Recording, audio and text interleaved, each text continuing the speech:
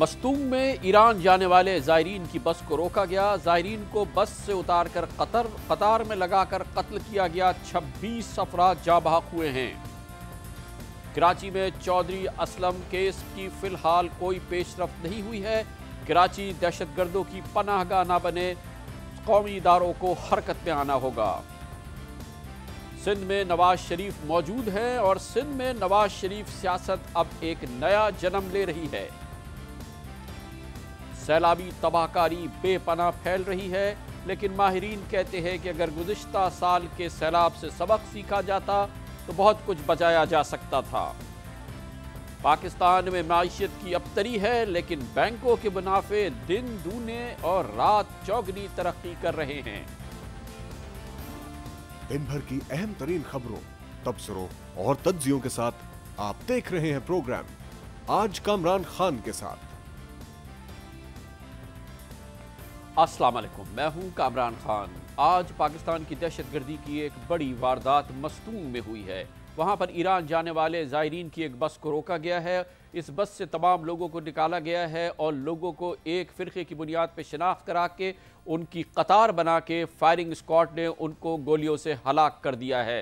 दहशतगर्द अपनी कार्रवाई पूरी करके वहाँ से निकल गए। एक और भयानक दास्तान दहशतगर्दी की छोड़ गए। ये ज़ायरीन कोयटा से ताफ्तान जा रहे थे और इत्तलात के मुताबिक इस वाक़े की इत्तला पहले से पुलिस को नहीं थी, लेकिन ये इत्तला ज़रूर थी कि इस किस्म की ज़ायरीन की बस पर हमला किया जाएगा। इस किस्म के वाक़यात बलूचिस्तान में नए नहीं हैं, जो पाकिस्तान में इस वक्त दहशतगर्दी में तमाम रिकॉर्ड तोड़ रहा है। पिछले एक साल के दौरान से मुसलसल दहशतगर्दी के वाक़यात बलूचिस्तान में हो रहे हैं, जिसमें ख़ास तौर पर गैर मुकामी लोगों को निशाना बनाया गया है, जिसकी बिना पर एक बड़ी तादाद में लोग जो गैर मुकामी थे बलूचिस्तान से इनकला करने पर मजबूर हुए हैं। दहशतगर्दी के वाक़यात में या गैर मुकामी लोगों को निशाना बनाया जाता है या एक ख़ास फ़िरक़े से ताल्लुक़ रखने वाले लोगों को, और ऐसा लगता है कि दहशतगर्दों को दोनों मामलों में खुली छूट हासिल है।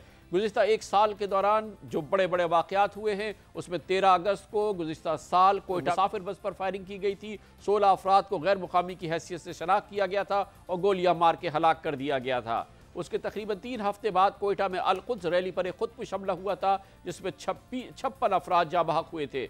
7 दिसंबर 2010 को वज़ीर आला बलूचिस्तान नवाब असलम रईसानी के काफ़िले पर खुदकुश हमला हुआ था, जिसमें 8 अफराद जख्मी हुए थे। ज़िला बोलान में 2 फरवरी को इस साल पुलिस काफ़िले पर फायरिंग में 5 एहलकार शहीद हुए थे, जबकि 21 मार्च को 2011 में फ्रंटियर वर्क्स की गाड़ी पर दस्ती बम हमला हुआ था, जिसमें 11 मजदूर जाँ बहक हो गए थे। 6 मई 2011 को इसी साल कोयटा में एक मजहबी इज्तिमा पर फायरिंग और रॉकेट हमले हुए थे, जिसमें 6 हलाकतें हुई थी, जबकि 5 जुलाई 2011 को तुरबत में FC एहलकारों पर रॉकेट हमले में 5 हलाकतें हुई थी। 21 जुलाई 2011 को जाफराबाद में OGDC के कारकुनों पर रिमोट कंट्रोल बम पर हमला किया गया था, जिसमें 4 शहादतें हुई थी। और 14 अगस्त को इस साल यौम आज़ादी के दिन जाफराबाद में होटल पर 2 बम हमले हुए थे, जिसमें 14 हलाकतें हुई थी। 31 अगस्त को 2011 में गुलिस्तान रोड कोयटा में ईद उल फितर के इज्तिमा पर खुदकुश हमले में 13 शहादतें हो गई थी, जबकि 7 सितंबर 2011 को यानी कि इसी माह सिविल लाइंस में कोयटा में DIG FC की रिहाइश गाह पर 2 खुदकुश हमले में 23 शहादतें हुई थी। बलूचिस्तान में दहशतगर्दी के वाक़यात पे दर पे हो रहे हैं। जैसा कि हमने आपको बताया, निशाना बनते हैं गैर मकामी लोग या एक फ़िरक़े से ताल्लुक़ रखने वाले लोग या कौमी तनसीबात, या कोशिश ये होती है कि FC और पुलिस पे हमला किया जाए। आज के इस वाक़े की ताज़ा तरीन इत्तलात हासिल करने के लिए जाते हैं मस्तूंग, जहाँ पर मौजूद हैं हमारे नुमाइंदे सलमान अशरफ। सलमान, आप मस्तूंग पहुँच गए थे इस वाक़े के थोड़ी देर बाद। आप बताइए, ऐनी शाहिदीन ने इस वाक़े की क्या मंजरकशी की थी? जी कामरान साहब, आज जो हमारी यहाँ पे ऐनी शाहिदीन से बात हुई है, उनका ये कहना है कि इस रूट पे जैसे ही बस आ रही थी तो एक गाड़ी उनके बराबर चल रही थी, जबकि दूसरी गाड़ी ने रोड के दरमियान में गाड़ी खड़ी करके मुसल्लह अफराद ने उन्हें रोका, जिसके बाद वो जैसे ही गाड़ी रुकी है तो उन्हें फ़ौरी तौर पे जितने पैसेंजर्स उसमें थे, ज़ायरीन थे, उन्हें फ़ौरी तौर पर गाड़ी से उतारा और लाइन में खड़ा कर दिया। ड्राइवर और क्लीनर, जिसमें से उनका जो क्लीनर था उसने हमसे बात करते हुए बताया कि उन तमाम ज़ायरीन को एक लाइन में खड़ा करके नामालूम मुसल्लह अफराद ने उन पर फायर खोल दिया, जिसके नतीजे में 26 अफराद जाँ बहक हो गए, जबकि 4 अफराद ज़ख्मी हुए, जिनमें से 3 की हालत तशवीशनाक थी, जिन्हें फौरी तौर पर कोयटा मुंतकिल कर दिया गया और अब उन्हें वहाँ तिब्बी इमदाद फराहम की अच्छा, जाए। क्या होता है सलमान, ये बस का रूट क्या है? ये कोयटा से आती है, ज़ायदान जाती है, ताफ्तान जाती है, रोज़ाना जाती है? कौन लोग इसमें सफ़र करते हैं? किस किस्म की ये मुसाफत है?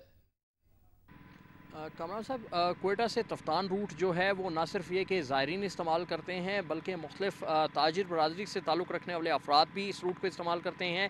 जबकि बहुत से लोग जो इंटीरियर बलूचिस्तान, तफ्तान, नुकंडी, चागी, दालबंदीन और इस एरियाज़ में हैं, उनके बाज़ अफराद के घर कोयटा में हैं, कईयों की नौकरियाँ हैं।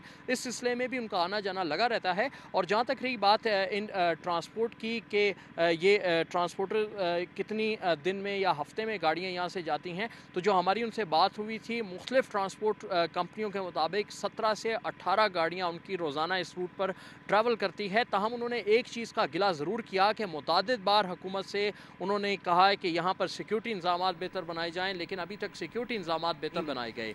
जी, हुकूमत कहाँ कहाँ सिक्योरिटी इंतजाम बेहतर बनाए? पाकिस्तान के चप्पे चप्पे पर दहशतगर्दी हो रही है और लाकानूनीयत का राज नज़र आता है। आज का हमारा सवाल है, बलूचिस्तान में दहशतगर्दी को शिकस्त हो क्या करें? प्रोग्राम में अपना पैगाम भेजने के लिए टाइप करें AKKS, स्पेस दीजिए और अपना पैगाम अपने शहर के नाम के साथ 436 पर भेज दीजिए। एक छोटा सा 2 मिनट का हम वक्फा लेंगे और जिसके बाद वापस आएंगे। कराची में होने वाले दहशतगर्दी के वाक़े और वाक़यात पर हम बात करेंगे और पूछेंगे कि इदारे हरकत में क्यों ना आए, और अगर इदारे हरकत में ना आए तो क्या होगा।